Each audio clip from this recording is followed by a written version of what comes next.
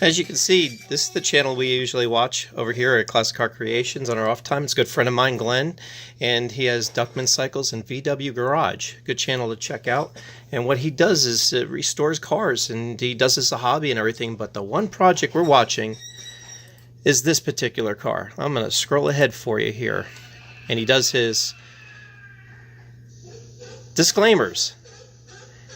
But this is the car. This is his 1956 VW. Now everybody has been saying that his new project, which is called Gregory, it's a 66/67 VW van, is worse shape than Eleanore. And in my opinion, from 30 years plus of auto body, what I've found is this VW was almost not savable and not even practical to even bring in a business like my own. The car is structurally just gone. As soon as he starts opening the doors and stuff and then looking around, there's no structural rigidity. And then you look at your A-pillars. Let me stop it right here. You can look over in here. There's issues. This is all gone. There's no floors and everything. This was a very good video that he posted of the first go-around on his car. And when he opens it, you'll understand why. And there's just nothing there. The whole car has no structural rigidity. Now, if we go to the other one that he just came up with this episode, and I have permission to use his videos just for commentary, yes, the roof is shot on this vehicle as well, but what I'm going to go to, I'm going to scroll ahead here. It's got a floor. It looks really good, and I'm going to pause it right there. And where he starts pointing to is in the dog leg here, and the wheelhouses, and the structural points here. The vehicle is perfectly savable. It's a lot of work. It's ambitious to do any restoration at this point, especially when these vehicles are cresting. Well, this one here is not quite in the 60-year-old range, but the VW, the 56 oval is, gosh, 56 till 2019. What more do you want to ask from the vehicle, especially with the time elements have done to it? So, but he's got a bigger starting point on this vehicle. So what he's pointing out here is the rocker area and the wheelhouse. It's all solid. There's not a lot of work to do. Now, of course, up in here, there's some work that needed. And typical rocker area, I'm sure if he digs in here in the wheelhouses, he'll end up replacing all this. And you got typical butchering over the years of work. But the back area is the only concern that he's got in the back rails on this. If you go to the VW, there's just nothing structure of the vehicle at all left. There's no floors. You can see here it's quite daylight, everything. And that's typical. I understand we replaced a lot of floor pans here at the shop. And we do a lot of this restoration work. But you understand, if you're sending it to a shop like us, this costs tens of twenties of thousands of dollars in time and material and expense, and it's ridiculous. So it's not cost effective for a vehicle like this to go through a shop per se.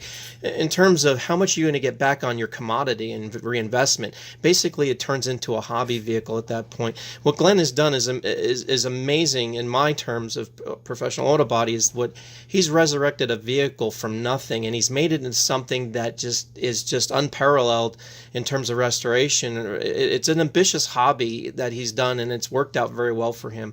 And for people like me in the business, you know, we just go in awe of what people do with cars like this. And there's a lot of people on YouTube that have done this. I even went hunted around, and I was doing a 57 Chevy sedan, which is, I'm going to switch away from here.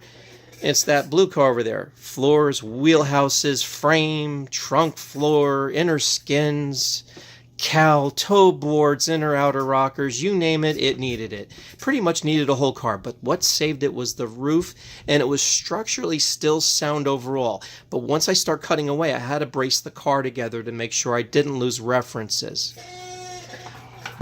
This car has no references. Let's just zoom ahead here. Let's see what we got here. I have the volume down, and like I said, I do have permission from Glenn. But when he gets around to the vehicle and everything, once he starts digging into it and taking this car apart, the car literally falls in two. It doesn't stay together. The thing about the van, and we can scroll ahead a little bit. Let me get a little bit ahead here. The roof is toast. Typical Florida vehicle. Let them sit outside. The condensation, the dew, everything, the leaves and the decaying of nature's materials just gets on here and it rots everything away. I get it, you know. But overall, it's still got the roof line itself. The structural inside portions are good.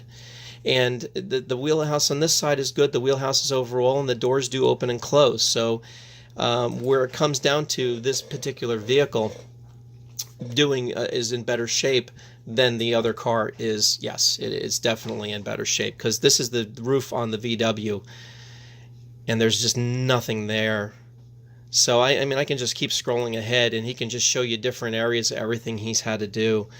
But one thing about Glenn, I can tell you, for his car, and this was an ambitious restoration, and no one should give him any grief over a 56 being modified, because there was nothing left of this particular car. This car was not really technically a restoration candidate, and someone to be that ambitious is just amazing. There's one of his friends here. Now, this is an older video. The cars come leaps and bounds. And let me go ahead here on the video.